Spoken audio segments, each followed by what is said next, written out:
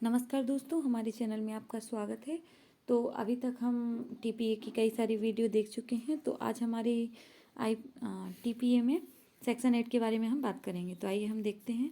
Section 8 बताता है कि अंतरण का प्रभाव क्या होगा। जब कोई चीज़ अंतरित की जाती है तो उसका प्रभाव क्या होता है।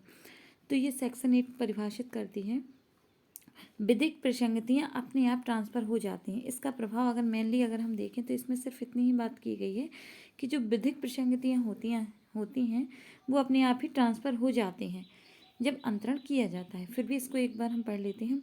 जब तक कि कोई भिन्न आशा अभिव्यक्त ना हो, जब तक कि कोई भिन्न आशा अभिव्यक्त ना हो या आवश्यक रूप से विवक्षित ना हो या विवक्षित ना किया गया हो, संपत्ति का अंतरण अंतरिति को तत्काल ही संपत्ति में की और उसकी विधिक प्रसंगतियों में की उस समस्त हित का संक्रामण कर देता है जिसका संक्रामण करने के लिए अंतरक तब समर्थ हो।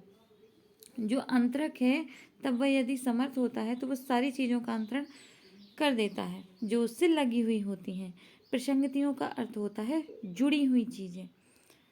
जैसे इसको हम आगे देखते हैं तो और समझ में आएगा। ऐसी प्रसंगतियों के अंतर्गत आते हैं, क्या आते हैं, जहाँ की संपत्ति भूमि है। यदि कोई भूमि अंतरण की गई है तो उसके साथ क्या आएगा, उपाबद्ध सुखाचार, मतलब भूमि के साथ सुखाचार भी ट्रांसफर हो जाएगा। अंतरण के पश्चात प्रोद्भूत उसके भाटक और लाभ भूबद्ध सब चीज़ें। जैसे कोई मकान बेचा गया है तो उसमें यदि कोई रेंट से रह रहा है तो वो किराया भी, भाटक भी उसको दिया जाएगा। मतलब जब मकान ट्रांसफ़र होता है, जब भूमि ट्रांसफ़र होती है तो भूमि में सुखाचार भी ट्रांसफ़र होता है और उससे उत्पन्न होने वाला भाटक और लाभ भी ट्रांसफ़र हो जाता है अपने आप।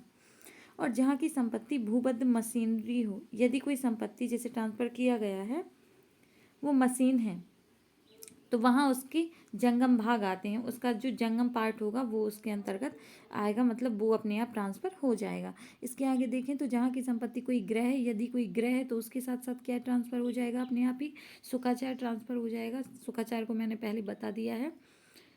सुखाचार अंतरण के पश्चात प्रोद्भूत उसका भाटक और उसके साथ स्थायी उपयोग के लिए उपबंधित उसके ताले, चाबियाँ, छड़ें तथा खिड़कियाँ और अन्य सब चीज़ें उसके साथ ट्रांसफ़र हो जाती हैं। और जहाँ की संपत्ति कोई ऋण या अन्य अनुयोज्य दावा हो, यदि कोई ऋण है या अनुयोज्य दावा हो, वहाँ उसके लिए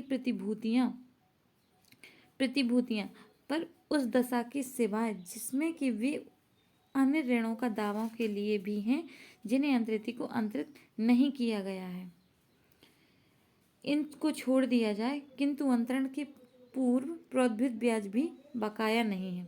मतलब अंतरण के पूर्व का जो ब्याज है वो बकाया नहीं है तो ट्रांसफ़र हो जाएगा। और जहाँ की संपत्ति धन या आय देने वाली अन्य संपत्ति हो, यदि कोई संपत्ति ऐसी है जो धन या आय देने वाली अन्य संपत्ति है, वहाँ अंतरण के प्रभावशील होने के पश्चात उसका ब्याज या आय भी ट्रांसफ़र हो जाएगी।